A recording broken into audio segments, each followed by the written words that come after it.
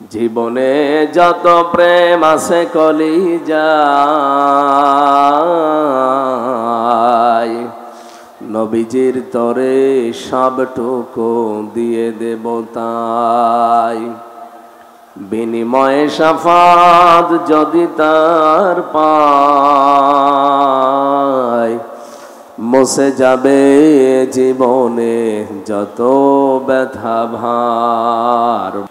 এই ময়দানে যিনি কথা বলতেন, নন্দিত মুফাসসিরে কোরআন, আন্তর্জাতিক খ্যাতি সম্পন্ন ইসলামী আন্দোলন বাংলাদেশ জামাতি ইসলামীর কেন্দ্রীয় নায়েবে আমির, সাবেক সংসদ সদস্য শহীদ আল্লামা দেলাওয়ার হোসাইন সাইদি রহমতুল্লাহ আলাইহি। 3টা বছর আমার সৌভাগ্য হয়েছিল তার সাথে অনেক সময় কাটানো। তিনি 1 নম্বর জেলে ছিলেন, আমি 4 নম্বরে ছিলাম, পাশাপাশি দেওয়াল আমাদের খালি মাঝখানে একটা। সহবত পেয়েছি, সময় পেয়েছি, তার কাছে উপদেশ পেয়েছি। আল্লাহ যেন আমার প্র্যাকটিক্যাল লাইফে ওইগুলো মেনে চলার তৌফিক দান করেন। এখানে এতক্ষণ যারা কথা বলছিলেন, পাবনা জেলার শ্রদ্ধাভাজন ডিসি সাহেব, এসপি সাহেব, টিওনো সাহেব, এ থানার সম্মানিত অফিসার ইনচার্জ ওসি সাহেব সহ পুলিশ সদস্য ভাইরা, সামনে বসা মুসলমান ভাইরা, আশপাশে যারা আছেন সম্মানিত মা এবং বোনেরা, প্রাণ প্রিয় পাবনাবাসী, গত বছর এই ময়দানে আসার 1 ঘন্টা আগে আমাকে রাস্তা থেকে আপনারা ফেরত দিয়েছেন। যারা ফেরত দিয়েছিলেন কোথায় আপনারা? ওয়াকাযালিকা আখযু রাব্বিকা ইযা আখাযাল কুরা ওয়া হিয়া যালিমা ইন্না আখযাহু আলীমুন শাদীদ। সূরা হুদের 102 নম্বর আয়াতে আল্লাহ জানিয়েছেন, হে নবী, এইভাবে করে আমি যারা পাপিষ্ঠ তাদেরকে পাকড়াও করি, আর আমার ধরা বড় শক্ত ধরা, কারণ তারা জালেম ছিল।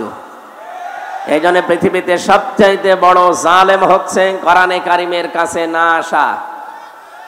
ওমান আযলামু মিম্মান ইফতারা আলাল্লাহিল কাযিবা ওয়া হুয়া ইউদআ ইলাল ইসলাম আল্লাহু লা ইয়াহদিল কওমাজ জালিমিন। সূরা সফের ভেতরে আল্লাহ জানিয়েছেন, আমি আল্লাহর দৃষ্টিতে সবচাইতে বড় জালেম ওই লোকটা যাকে ইসলামের দিকে ডাকা হয় কিন্তু সে আল্লাহকে মিথ্যা প্রতিপন্ন করে। এই 15.5 বছর এটা সবচাইতে বেশি ছিল। বলেন তো, আমি যতদিন কোরআনে কারিম হাতে নিয়ে আপনাদের ডাক দিয়েছি, আমার বাবার দিকে ডেকেছি, আমার দাদার দিকে ডেকেছি। আমি তো কোরআনের দিকেই ডাকতাম, আর আমি আন্দাজে ডাকি না, আমি বুঝে শুনে ডেকেছি।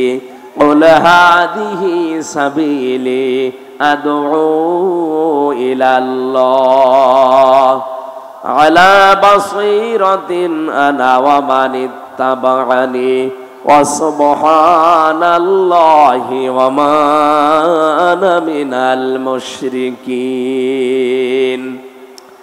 সূরা ইউসুফের 108 নম্বর আয়াতে আল্লাহ জানিয়েছেন, নবী আপনি বলুন এইটাই আমার পথ। এই কি আশ্চর্য, কথা বলেন কেন? কথা বলা যাবে না, যেখানে আছেন ওইভাবে থাকেন। যারা দাঁড়িয়ে আছেন, বসে আছেন, দরকার হয় বিভিন্ন জায়গা আছে, শুয়ে পড়েছে, কথা বলবেন না।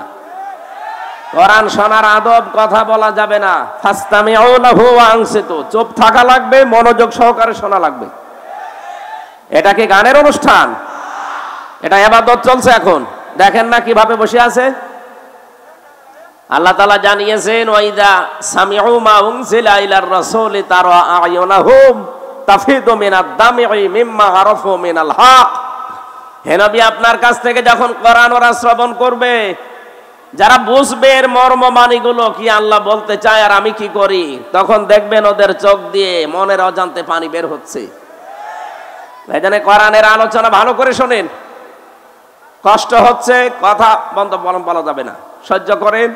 ধৈর্যের ফল মিঠা হয়, একটু ধৈর্য ধরেন ভাই। পাবনাবাসী আল্লাহ রাব্বুল আলামিন আয়াত দিয়ে জানিয়েছেন, হে নবী আপনি বলুন আমি আল্লাহর দিকে মানুষকে ডাকি, এইটাই আমার পথ। আর আমি আন্দাজে ডাকি না, আমি বুঝে শুনে ডাকি। শুধু এটা আমার কাজ না, না ওয়ামানিত্তাবানি, আমাকে যারা অনুসরণ করবে দুনিয়াতে তারা আল্লাহর দিকে মানুষকে ডাকবে। এ ঘোষণা কার? বিশ্ব নবীকে দিয়ে আল্লাহ এটা বলিয়েছেন যে আপনি বলেন আপনার অনুসারীদের প্রথম কাজ তারা আল্লাহর দিকে ডাকবে। হ্যাঁ আমি জানি আল্লাহর দিকে ডাকতে গেলে কোরআনে কারিম দিয়ে আপনি ডাকবেন, দেখবেন আপনার প্রতি বিপদ আপদ মুসিবত আসতে থাকবে। ওয়ালি রব্বিকা ফাসবির, আপনার রবের জন্য আপনি তখন ধৈর্য ধারণ করবেন। জোরে বলেন সুবহানাল্লাহ। সেই ধৈর্যটার সামনে নিয়ে আল্লাহ আমাদেরকে তিনটা বছর ফাঁসির ওই কন্ডেম সেলের ভেতরে ওই জালেমরা রেখেছিল। আল্লাহ ধৈর্যও দিয়েছিলেন, কারণ 3টা বছর ওরা আমাকে যোগাযোগ করতেও দেয়নি। বাইরে কারা আছে কারা মরে গেছে আমি তাও জানতাম না, কারণ আমার মামলা দিয়েছে একটা ঠুনকো মামলা, অথচ রাখতো আমারে মার্ডার মামলার আসামি যেখানে থাকে ওই কন্ডেম সেলের ভেতরে।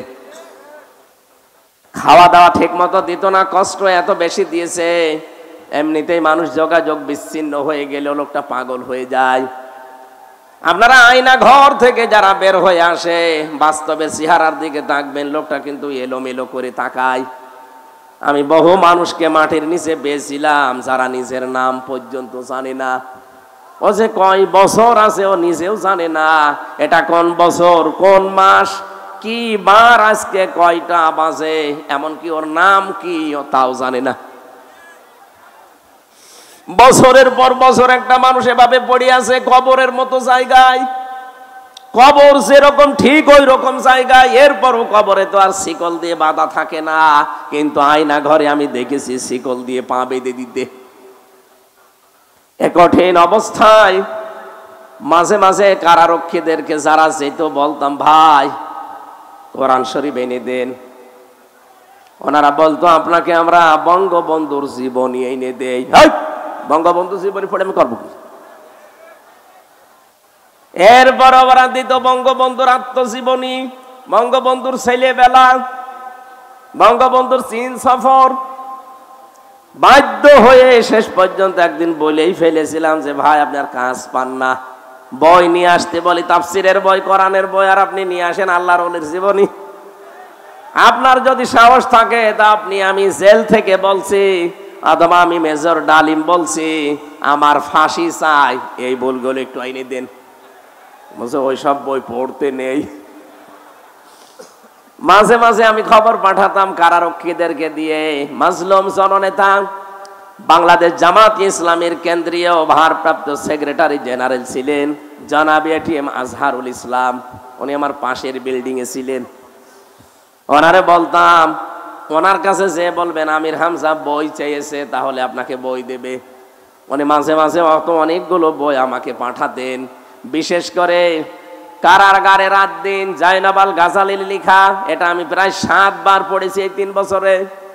এটা পড়লেই জানো আমার জীবনের কষ্টগুলো এমনি অম্লান হয়ে যেত।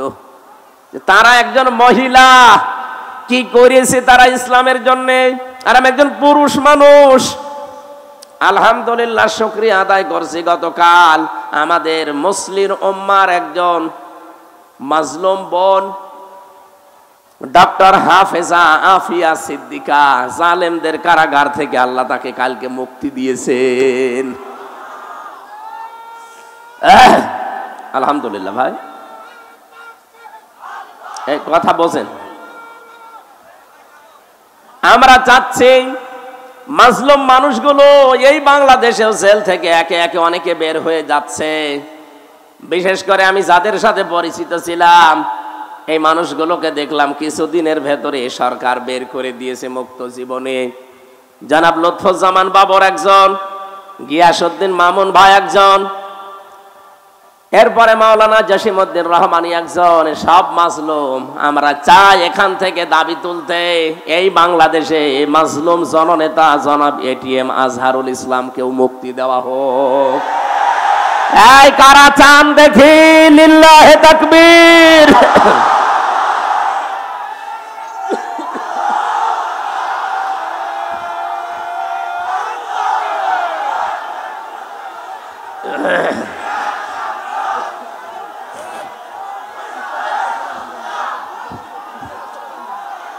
আলহামদুলিল্লাহ।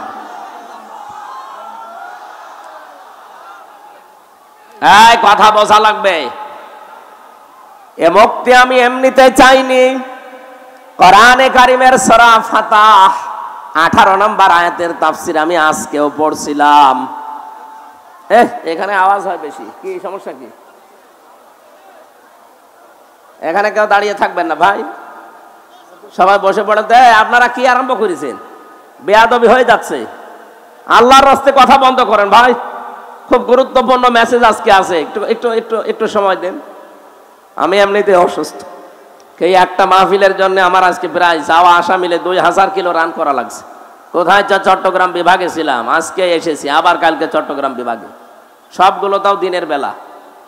আপনাদের এই শুধু একটা পাবনার মানুষের যেহেতু আসতে দেয় না, এবার কে বাধা দেয় এইটার জন্য এসেছি। এবার তো কেউ মাইকও কেড়ে নেয় না, সামনেও দাঁড়ায় না, জালেমরা সব পালিয়েছে। সূরা ফাতিহা 18 নম্বর আয়াতটার ব্যাখ্যা পড়ে আমি এটিএম আজহারুল ইসলামের সাথে মিলিয়েছি, দেখলাম খাপের খাপ মিলে যাচ্ছে। 1500 বছর আগে হুদায়বিয়ার যে সন্ধির কথা আমরা শুনি, বিশ্ব নবী 1400 সাহাবী নিয়ে এসেছিলেন হজ করার জন্য। কাফেররা হুদায়বিয়া নামক জায়গায় তাকে বাধা দিল। হযরত ওসমানকে নবীজি বললেন, যাও সমঝোতা করে এসো। হযরত ওসমান বিন আফফান রাদিয়াল্লাহু তাআলা আনহু গিয়েছে। তারা ওসমানকে আটক করার পরে এই ঘোষণা দিয়েছে, কুতিলা ওসমান ইবনে আফফান রাদিয়াল্লাহু তাআলা আনহু।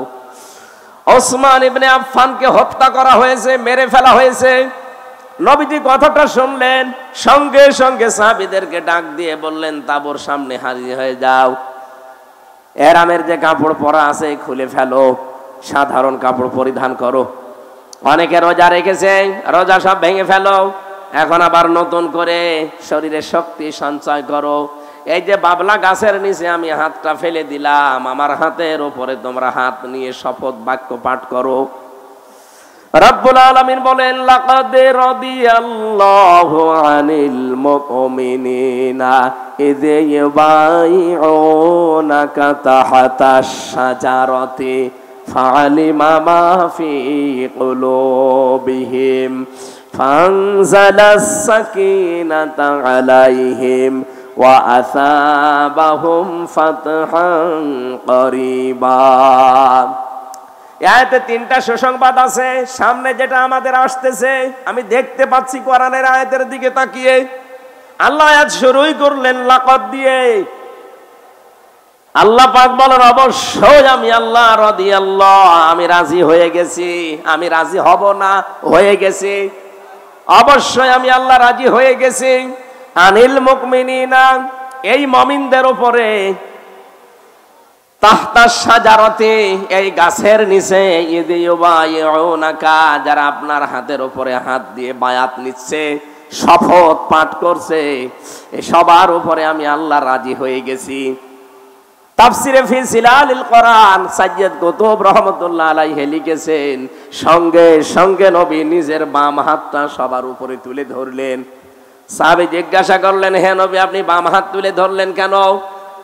নবীজি বলেন, আজকে যে 1399 জন এখানে আছো, আর একজন তো নেই, ওনাকে মেরে ফেলা, হত্যা করার কথা জানিয়েছে। সুতরাং আজকের এই শপথ বাক্যে, এই অনুষ্ঠানে যত মানুষ আমরা আছি, সবার উপরে আমার আল্লাহ সন্তুষ্ট হয়ে গেছে। আমরা সবাই এখানে এসেছি, সবাই আল্লাহর সন্তুষ্টি পেয়ে গেলাম। কিন্তু ওসমান এখানে নেই, ওসমানের উপরেও তো আল্লাহ রাজি হওয়া লাগবে। এই জন্য এই হাতটা আমি তুলে ধরলাম, এটা ওসমানের হাত। তার মানে আজকের এই ময়দানে যে 1400 মানুষ আছে, একজনের উপরও আল্লাহর নারাজ নেই, প্রত্যেকের উপরে আল্লাহ খুশি হয়ে গেছে, সন্তুষ্ট হয়ে গেছে। কারণ মাত্র একটা, ওরা নিরপরাধ, একটা বিনা দোষে একটা মানুষকে ওরা হত্যা করার ঘোষণা শুধু দিয়েছিল, মেরে কিন্তু ফেলেনি, মিথ্যা ছড়িয়েছে। আল্লাহর নবী একজন মানুষকে বিনা কারণে বিনা অপরাধে মেরে ফেলবেন, এইটা তিনি মেনে নিতে পারেননি। শুধু মেনে নিতে পারেননি তা না, নিজের সাথে 1399 জন যারা ছিল সবাইকে জীবন দেওয়ার জন্য তিনি বাক্য পাঠ করাচ্ছেন, শপথ। আজ বাংলাদেশে কত মানুষ বিনা অপরাধে বিনা কারণে বিদায় হয়ে যায় জালেমদের চক্রান্তে, কথা বলেন না কেন? শহীদ মাওলানা আব্দুল সোবহান তার ভেতরে একজন। আপনি আন্দাজে যে দোষী দেন না কেন, শয়তানও বিশ্বাস করে না। শহীদ আল্লামা দেলাওয়ার হোসাইন সাইদি, শহীদ মাওলানা মতিয়ার রহমান নিজামী রহমতুল্লাহ আলাইহি, যতগুলো শহীদ হয়েছে আপনি তাদের পেছনের জীবন খোঁজ খবর নিয়ে দেখবেন যে দোষে তারা দোষ দিয়েছে, একটা দোষও তাদের জীবনে ছিল না। আপনার দোষ নেই, আপনি যে গণহত্যার সাথে জড়িত, আপনার দোষ নেই। 2006 সালের 28 অক্টোবর জসিম ভাইকে আপনি পিটিয়ে মারার পরে তার লাশের উপর ড্যান্স দিয়েছেন, পৃথিবী ভুলে যায়নি। আমি সিরাজগঞ্জ থেকে একবার আসছিলাম, তখন বাসে আসতাম, 7 সাল, তখন ছোটখাটো ওয়াজগুলো আমাকে নিয়ে মানুষ করাতো। তখন আর গাড়ি নিয়ে যাওয়া দূরের কথা, বাসে গেলেও টাকা দিত না। 300 টাকা দিয়েছে কুষ্টিয়া থেকে সেই সিরাজগঞ্জে, যাওয়া আসা ভাড়াই লেগে যায় 220 টাকা। ওই সময় বাসে এসে শেষ করে এক ড্রাইভারের পেছনে বসে আছি, দেখলাম গাড়ি চলতে চলতে হঠাৎ বাম দিয়ে চালিয়ে দিল। ড্রাইভারকে বললাম আপনি এমন করলেন? হুজুর দেখেন একটা মরা কুকুর পড়ে আছে, আমি ডবল করে ওর গার উপরে চাকা চালিয়ে দেব, আমার বিবেক নেই। আমি বললাম আরে ভাই, অত তো মরা কুকুর তো মরে গেছে, ওকে মারলে কি আর না মারলে কি? ড্রাইভার আমার দিকে তাকিয়ে বলছে হুজুর আপনি কি আসলেই হুজুর নাকি ভুল ধরেছেন? আপনি কেমন হুজুর? আপনি দেখেন যে একটা মরা কুকুর পড়ে আছে, আমি ডবল করে গাড়ি চালাবো, আমার বিবেক কি মরে গেছে? হ্যাঁ, এইটা শোনার জন্য আমি ছিলাম। আপনার নাম কি? বলছে সুব্রত। তার নাম শুনে বুঝলাম ওর ঈমান নেই, কিন্তু বিবেক আছে। কথা বলে না কেন? ঈমান নেই, কি আছে? বিবেকের তাড়নায় সে মরা জিনিস যদিও নিকৃষ্ট, তারপরে ডবল করে মারলো না, গাড়ি বাম দিয়ে চালালো, তারপরও ডাইরেক্ট দেয়নি, বিবেকে বাধা দিয়েছে। আর আপনি মানুষ, আপনি একজন হাজী সাহেবা, কিসের ঈমান আপনার? আপনার ঈমানও নেই, বিবেকও নেই। জীবিত মানুষের একটা লাঠি বৈঠা দিয়ে আপনি লগি বৈঠা দিয়ে পিটিয়ে মেরে ফেলার পরও যদি ছেড়ে দিতেন না, লাশের উপরে ড্যান্স দিলেন। আপনার বিবেক কিছুই নেই, বিবেকের উপরে কুকুরে প্রসাব করেছে, বলেন নাউজুবিল্লাহ। এই জন্য আমরা এই বাংলার 18 কোটি মানুষ এখন চাই 2006 28 অক্টোবর থেকে শুরু করে 24 সালের 5 অক্টোবর পর্যন্ত যত মানুষ হত্যা হয়েছে প্রতিটি হত্যার বিচার করা লাগবে। কথা বলেন না কেন? ওরা একজন মানুষকে হত্যার কথা জানিয়েছে, এই জন্য যদি নবী 1399 জন রেডি করিয়ে শুরু রেডি করেননি, ফরজ 2টা বিধান লঙ্ঘন করেছেন, একটা হজ আর একটা রোজা, বলে পরে করে নেব, আগে হত্যার বিচার না করে কোনোদিন আর মদিনায় ফেরত যাব না। ওরা এই ঘোষণা শোনার পরেই হযরত ওসমানকে ছেড়ে দিয়েছে। আমার তো মনে হচ্ছে আজকের এই বিশ্বে 210 কোটি মুসলমান আমরা, তামাম দুনিয়ায় কত 57টা মুসলিম রাষ্ট্র, এতগুলো মুসলিম রাষ্ট্র থেকে যদি একবারে এই মাজলুম লোকটার পক্ষে আমরা আওয়াজ তুলতে পারি যে না, বিনা অপরাধে কাউকে আমরা মেরে ফেলতে দেব না, আর কতদিন রাখবেন আপনি এভাবে কষ্ট দিয়ে? আমার মনে হয় আমরা যদি শপথ বাক্য পাঠ করতে পারি, ওই 1399 জনের উপরে আল্লাহ যেমন রাজি হয়ে গিয়েছিলেন, আমাদের উপরও আল্লাহ রাজি হয়ে যাবেন। কিন্তু পরে 3টা কথা আছে, ফালিমা মা ফি কুলুবিহিম। আল্লাহ পাক বলেন তাদের মনে যেটা ছিল ওইটা কিন্তু আমি জানতাম। সুতরাং আমাদের মনের কথা না মুখের কথা, এটা কিন্তু আল্লাহ জানে। এই মাজলুম লোকটাকে জেলখানার এই অন্ধ প্রকোষ্ঠ থেকে বের করতে আমরা যেটা বললাম, এটা কি আমাদের মুখের কথা না মনের কথা? আরো জোরে বলেন। আল্লাহ বলেন মনের কথা যদি হয় ফানজালাস সাকিনাতা আলাইহিম, তাদের উপরে আল্লাহর রহমত সাকিনা এটা নাজিল হবে। ওয়াসাবাহুম ফাতাহান করিবা, তাদেরকে একটা আচ্ছন্ন নিকটবর্তী বিজয়ের সেন। এই আয়াত অনুযায়ী সামনে আমরা যেটা দেখতে পাচ্ছি, এই বাংলাদেশে মাজলুমদের পক্ষে থাকলে আল্লাহর সাকিনা পাওয়া যাবে, আল্লাহর সুনির্দিষ্ট বিজয় আমাদের সামনে আসবে। এই বিষয় আমরা দেখতে পাই না? দেখতে পাই তখন যখন দেখি অন্য ধর্মের মানুষেরা এই কথা জানায় যে 54 বছর আমরা বহু কিছু দেখেছি, শান্তি পাইনি, আমরা এখন দেখতে চাই এই দেশে আল্লাহর কোরআনে কারিমের বিধান কায়েম হয়েছে।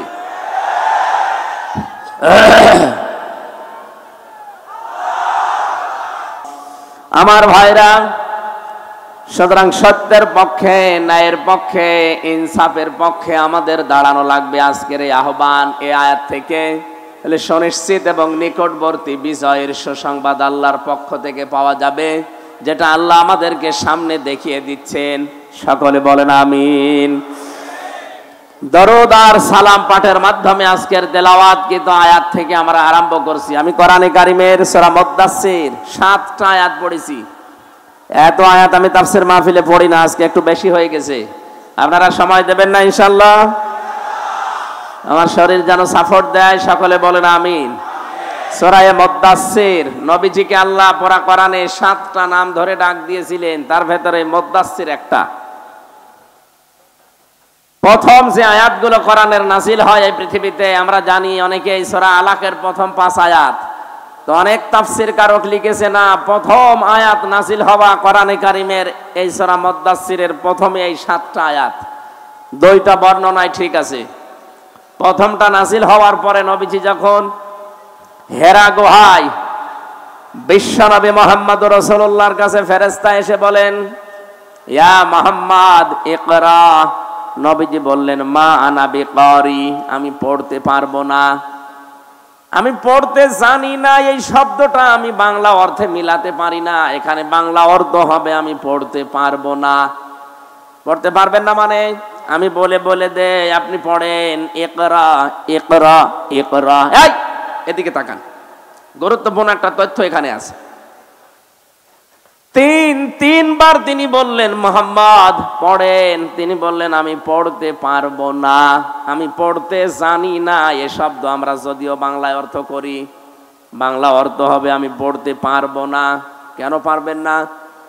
ফেরেশতা জিবরাইল 4বার যখন বললেন ইকরা বিসমি রাব্বিকাল্লাযী খালাক খালাকাল ইনসানা মিন আলাক ইকরা ওয়া রাব্বুকাল আকরামুল্লাযী আল্লামা বিল কলাম আল্লামাল ইনসানা মা লাম ইয়ালাম। জিবরাইলের পড়া শেষ। এটা তাফসীরে হাক্কানি থেকে বলছি। সঙ্গে সঙ্গে নবীজি আরম্ভ করলেন বিসমি রাব্বিকাল্লাযী খালাক। জিবরাইল জিজ্ঞাসা করেছিলেন, নবী হে মুহাম্মদ 3বার আপনাকে আমি বললাম পড়তে, আপনি পড়লেন না। এবার আমি 5টা আয়াত পর পর তেলাওয়াত করলাম, আপনি যে আরম্ভ করে দিলেন। নবীজি প্রশ্ন ছড়ে দিলেন, ইয়া আখি জিবরাইল, হে ভাই জিবরাইল, বারবার আপনি আমাকে শুধু বলেন যে পড়ো পড়ো পড়ো, তে আমি কি পড়বো? আমি তো যার তার নামে পড়তে পারি না, আমি তো দরগার নামে, দুর্গার নামে, বাবার নামে পড়তে পারি না। যখন এই বলেছেন বিসমি রাব্বিকা, রবের নামে পড়েন, আমি কিন্তু আর দেরি করি নাই, এমনকি 1 আয়াতও পড়ি নাই, সঙ্গে সঙ্গে আপনার সাথে আমি 5 আয়াত পড়েছি। জোরে বলেন আল্লাহু আকবার।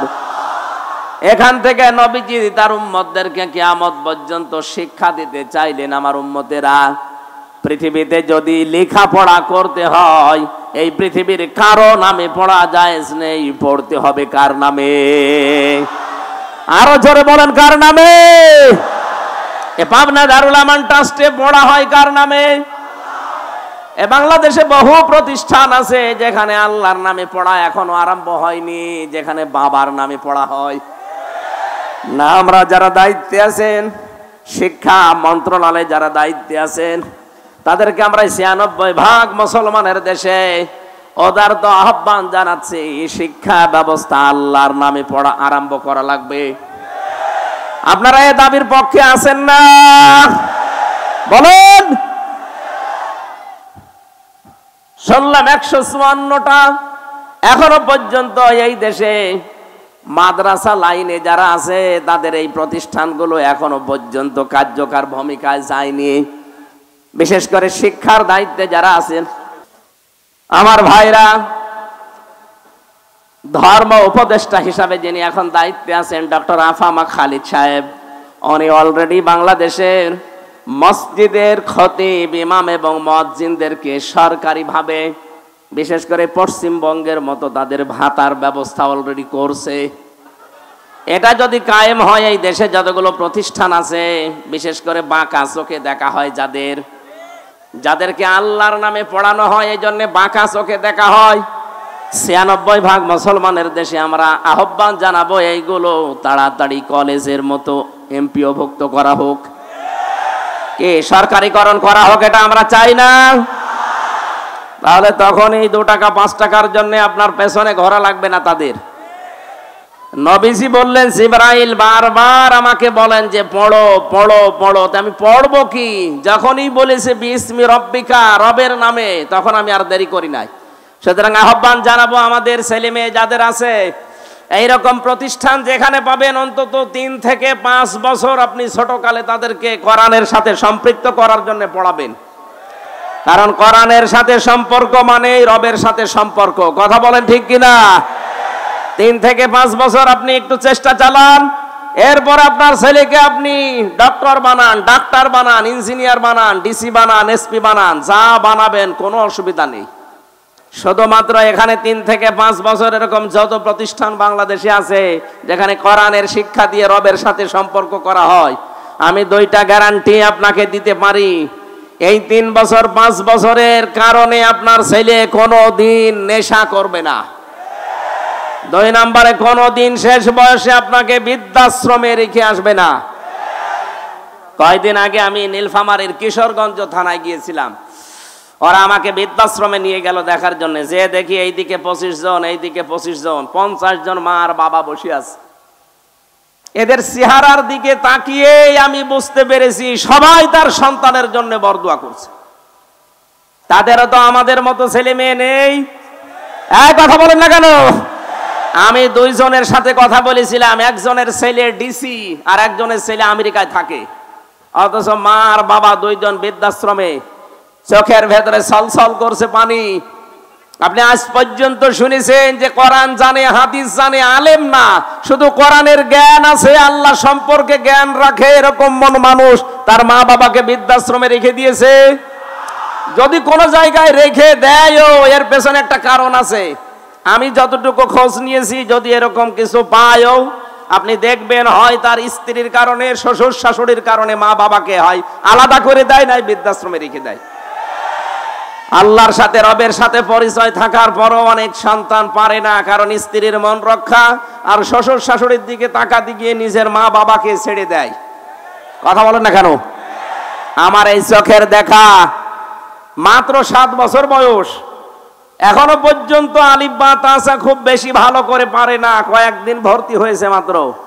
ওস্তাদ দেখলাম বৃষ্টির ভেতরে এসে অজু করবে, ছাত্র পানি ঢেলে দিচ্ছে, কাদা লেগেছিল কাদা ছড়িয়ে দিচ্ছে, মাত্র 7 বছর। আমি এই চোখেও দেখেছি। বিশ্ববিদ্যালয়ে ক্লাস চলছে, আমি তখন জাহাঙ্গীরনগরে ছিলাম, মাস্টার্সে ক্লাস চলছে, শিক্ষককে জুতা দিয়ে পিটাচ্ছে ছাত্র।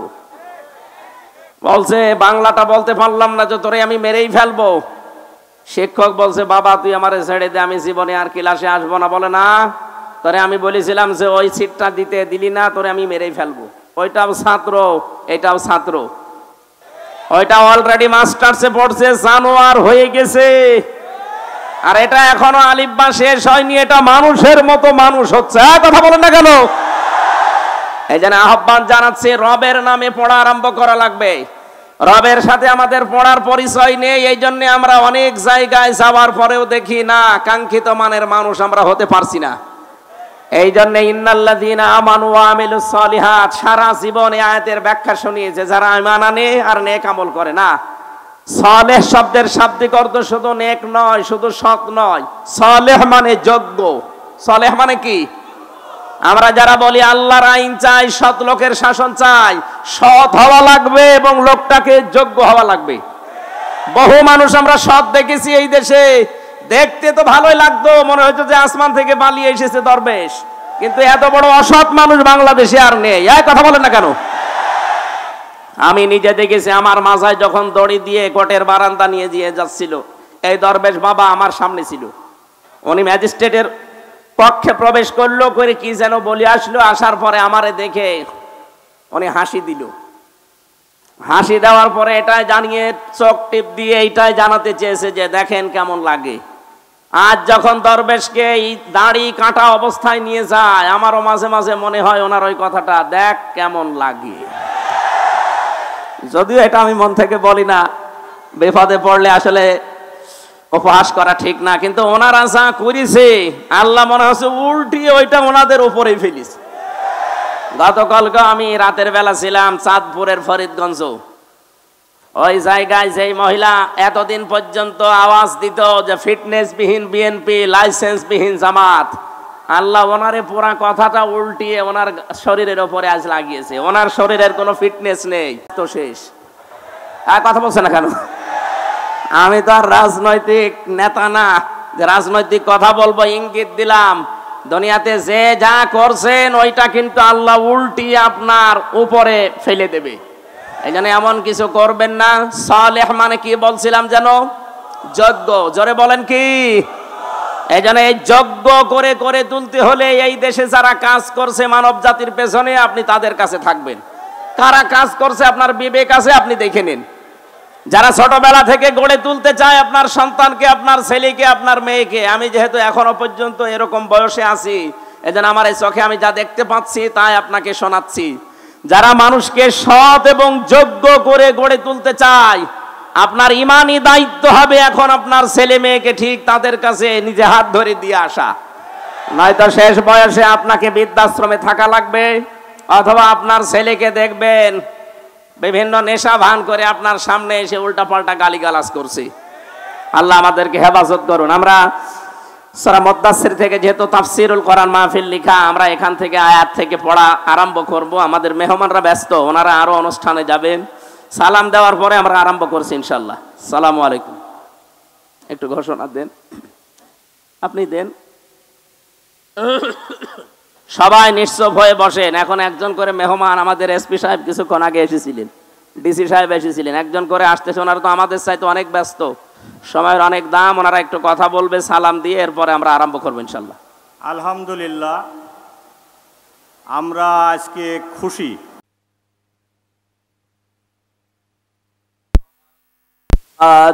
আল্লাহুম্মা সাল্লি আলা সাইয়্যিদিনা মাওলানা মুহাম্মদ ওয়া আলা আলি সাইয়্যিদিনা মাওলানা মুহাম্মদ। সুবহানাল্লাহ আলহামদুলিল্লাহ লা ইলাহা সুবহানাল্লাহ আলহামদুলিল্লাহ লা ইলাহা ইল্লাল্লাহ। জবান খুলে পড়েন সুবহানাল্লাহ আলহামদুলিল্লাহ লা ইলাহা ইল্লাল্লাহ। সুবহানাল্লাহ আলহামদুলিল্লাহ লা ইলাহা ইল্লাল্লাহ। লা ইলাহা ইল্লাল্লাহ মুহাম্মাদুর রাসূলুল্লাহ।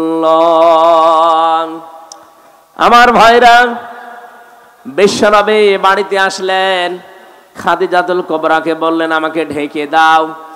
হযরতে খাদিজা ওই দিন তাকে সেই কয়টা কথা বলেছিলেন গুরুত্বপূর্ণ ছিল। প্রথম, ইন্নাকা লা তাসিলুর রাহিমা ওয়া তাহমিলুল কাল্লা ওয়া তাকসিবুল মা'দুমা। হে আমার স্বামী, হে কাসেমের পিতা, আপনি ভয় পাবেন না। কোন জ্যেষ্ঠ জিন পরি এগুলো আপনাকে ভয় দেখাতে পারে না, কারণ এই পৃথিবীতে আপনি মানুষের সম্পর্ক রক্ষা করে চলেন। পাবনাবাসী হযরতে খাদিজাতুল কুবরার এই কথা থেকে প্রতীয়মান হয় যে মানুষ আমরা দুনিয়াতে মানুষের সম্পর্ক ঠিক রাখতে পারি, বিশেষ করে আত্মীয়তার সম্পর্ক, রক্তের সম্পর্ক, দলীয় সম্পর্ক, জনগণের সম্পর্ক, এগুলো যারা এই পৃথিবীতে আমরা ঠিক রাখতে পারি তাদের ভেতর থেকে যত রকমের ভয় আছে আমার আল্লাহ নিজের পক্ষ থেকে দূর করে দেন। বলেন সুবহানাল্লাহ। এই কথাটা জানাতে এই রজব মাসে বিশ্ব নবীকে এখান থেকে লক্ষ লক্ষ মাইল দূরের পথ 27টা বছর তাকে আল্লাহ নিজের কাছে রেখে মাত্র 14টা জিনিস যে তাকে শিখিয়েছিলেন, তার প্রথম নাম্বারে এই সম্পর্কটা রব্বুল আলামিন তাকে জানিয়ে দিলেন, রাব্বুকা আল্লা তা'বুদু ইল্লা ইয়্যাহু ওয়া বিল ওয়ালিদাইনি ইহসানা। খুব ভালো করে শুনবেন। 53টা বছর, 40 বছরে তিনি নবুয়ত পাওয়ার পরে 13টা বছর জুলুম, অত্যাচার, নির্যাতনের স্টিম রোলার তার উপরে চলছে। তিনি 3 বছর শিয়াবে আবি তালিবের 3টা বছর তিনি জেলখানায়ও ছিলেন। এই কঠিন পরিস্থিতির পরে আমার আল্লাহ তাকে সুসংবাদ দিলেন, হে নবী, আপনাকে আমি সামনে একটা কল্যাণময় রাষ্ট্র পরিচালনার দায়িত্ব দেব। এই জন্য যেদিন হিজরত করার সময় তাকে আল্লাহ নিজে শিখিয়ে দিয়েছিলেন, মিল্লাদুনকা সুলতানান নাসীরা। হে নবী, আপনি এই কঠিন মুহূর্ত পার করবেন। আজকে চারিদিকে 24 জন কাফের আপনাকে ঘিরে রেখেছে। আপনার বাড়ি এখান থেকে পথও সেরকম না, বিশাল কঙ্কটা কাঁটাযুক্ত এরকম কঠিন একটা পথ আপনাকে পাড়ি দেওয়া লাগবে, প্রায় 600 কিলোমিটারের মতো, 450 মাইল। এই বিশাল পথ পাড়ি দিয়ে যেখানে যাবেন ওই জায়গায় আপনার সব লোক আপনার পক্ষে না।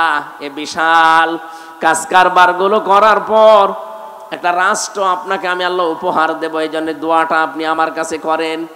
আজ যারা কথা বললেই বলেন মাওলানা মানুষ, হুজুর মানুষ, পীর সাহেব মানুষ, এরা ময়দানে আসবে কেন? এরা পরিবার, সমাজ, রাষ্ট্র নিয়ে এরা কথা বলবে কেন? কথা বলতে গেলে এদেরকে আপনি ধর্ম ব্যবসায়ী বানিয়ে দেন, এদের নামে আপনি এই ট্যাগটা দিয়ে দেন। ভালো করে শোনেন, আল্লাহ নিজে নবীকে শিখিয়েছেন যে আমার কাছে দোয়া করেন যে একটা কল্যাণকর রাষ্ট্র ক্ষমতা আমাকে দাও যার ভেতরে তোমার সাহায্য থাকে।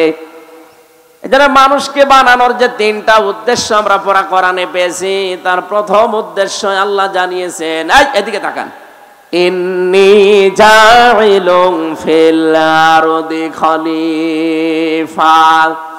ফেরেশতাদেরকে আল্লাহ বলেছিলেন আমি পৃথিবীতে মানুষ পাঠাতে চাই। কি হিসাবে পাঠাবো? আমার খলিফা হিসাবে। খলিফা মানে প্রতিনিধি, খলিফা মানে, জবান খোলেন, খলিফা মানে কি? আল্লাহর যেই কাজটা করার দরকার উনি না করে ওনার প্রতিনিধি পাঠিয়েছেন, সেইটাই আমরা। প্রতিনিধিকে আল্লাহ পাঠালেন কোথায়? জাইলুন ফিল আরদি, জমিনে। কোন জায়গায়? আরো জোরে বলেন।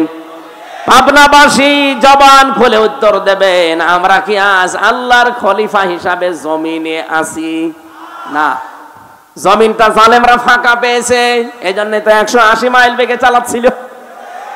হঠাৎ আমরা যখন জমিনে খানকা থেকে, মাজার থেকে, বিভিন্ন মাদ্রাসা থেকে, মসজিদ থেকে, বিভিন্ন ঘর বাড়ি থেকে যখন জমিনের ভেতরে এসে দাঁড়িয়েছি, জালেমরা তখন অলরেডি পালিয়ে গেছে। জমিন এখন ফাঁকা। এই মুহূর্তে আল্লাহর খলিফাদের কাজ হবে তার খেলাফতে এই জমিনে কায়েম করা। 3টা উদ্দেশ্যের কথা বলছিলাম, তার প্রথম এইটা। রব্বুল আলামিন বলেন, ফেরেশতারা আমাকে জিজ্ঞাসা করছিল, আল্লাহ তুমি কি এদেরকে তাসবিহ তাহলিল জিকির আজগারের জন্য বানাবে নাকি? আল্লাহ সাফ জবাব দিয়েছেন, না। তাসবিহ তাহলিল জিকির আজকারের জন্য আমি খলিফা দুনিয়ায় পাঠাবো না, আমি জমিনে খলিফা পাঠাতে চাই আমার আইন প্রতিষ্ঠা করার জন্য। বলেন মারহাবা। আল্লাহর যে উদ্দেশ্য, সেই উদ্দেশ্য যারা সফল করতে চায় তারাই আমার আল্লাহর আসল বান্দা। আপনি রহমানের বান্দার যে 13টা গুণ পাবেন সূরা ফুরকানের ভেতরে, তার ভেতরে এইটা আছে। রহমানের বান্দা তারা যারা এই জমিনে আল্লাহর বিধানকে, এই ফুরকানকে কায়েম করার জন্য যারা চেষ্টা চালায়। এই বাংলাদেশে যত মানুষ এখন আমরা বাস করছি, একটা খুশির সংবাদ বলছি, আগস্টের 5 তারিখের আগ পর্যন্ত এই দেশে মাত্র 100 জনের 15 জন মানুষ খেলাফতের এই দায়িত্বের ঘোষণা দিত। কত? এই ছেলে, আরে ডিস্টার্ব করে কাজের ভেতরে। আপনারা এত জরুরি এখানে আসা, পিছিয়ে বসা যাচ্ছে না? পিছিয়ে বসেন, বসেন, পিছিয়ে বসেন।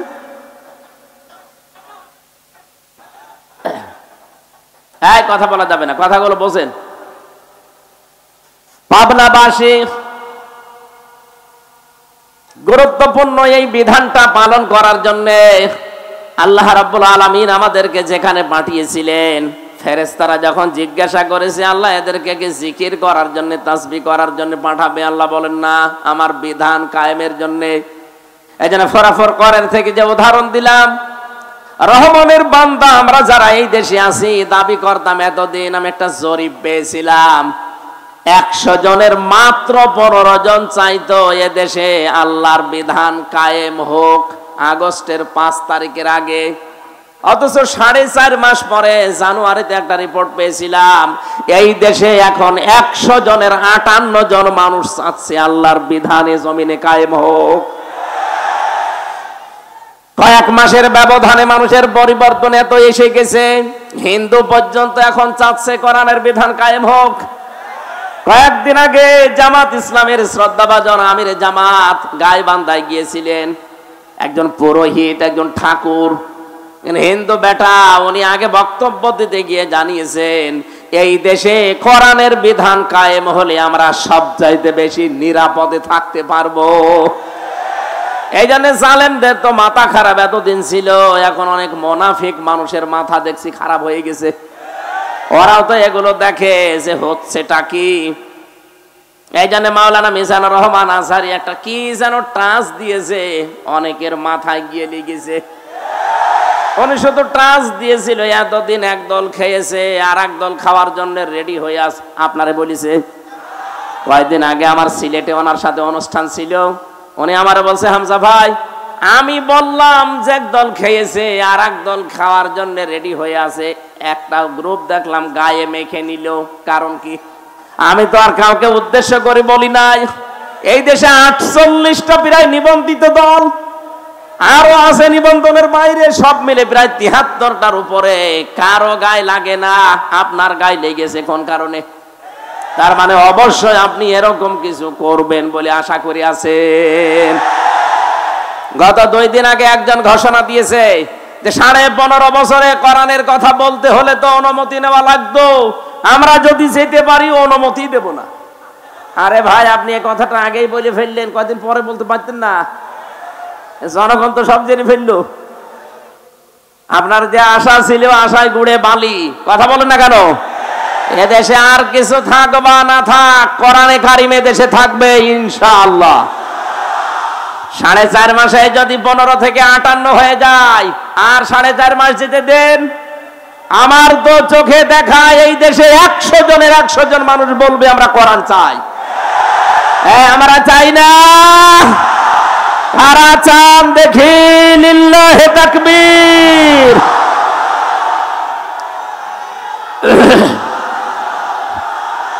আলহামদুলিল্লাহ ভাই।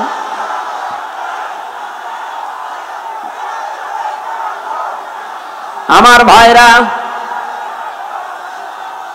কথা বলছেন।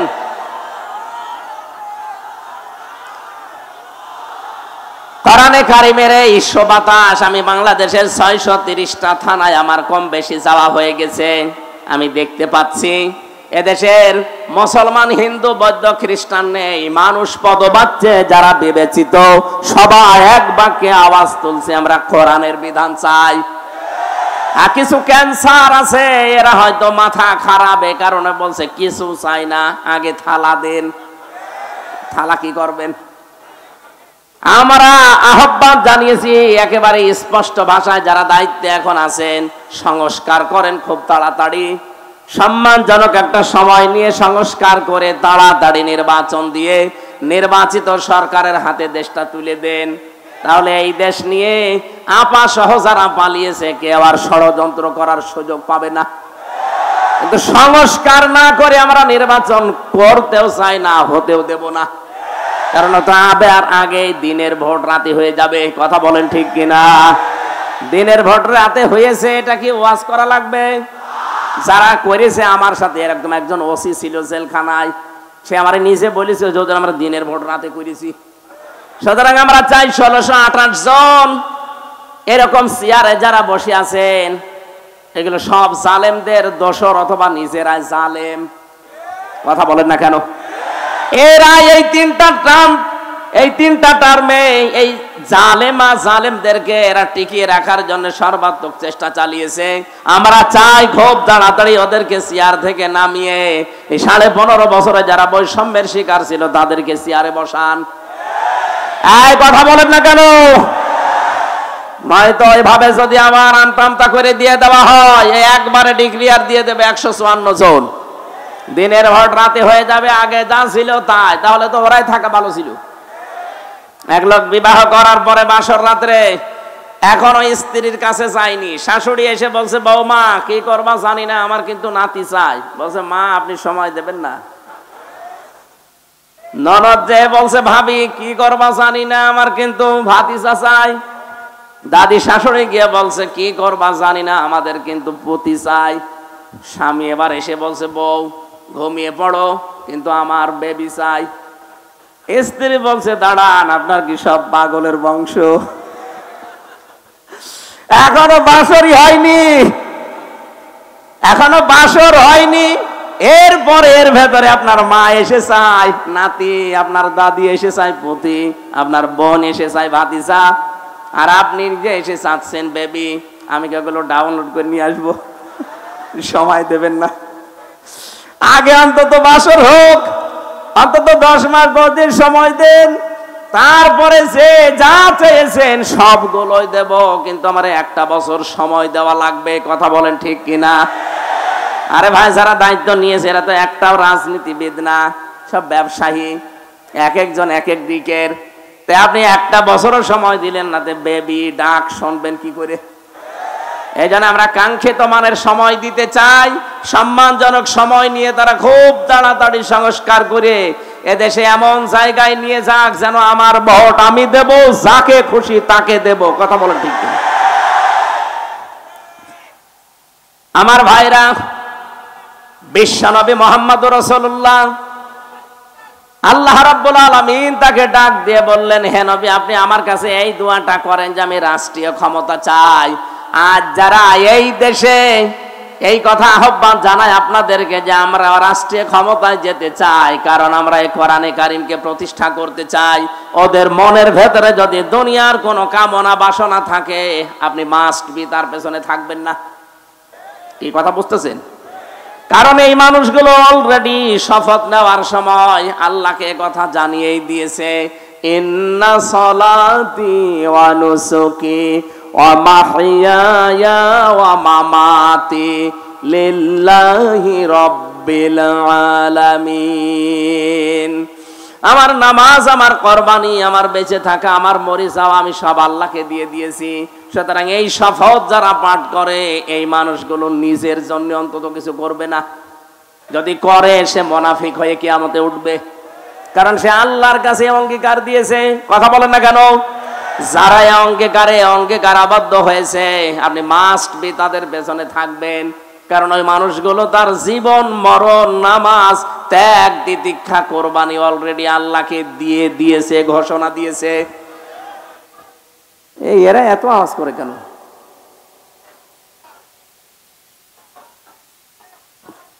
কিছু মানুষকে গ্যাঞ্জাম করার জন্যই আসে নাকি?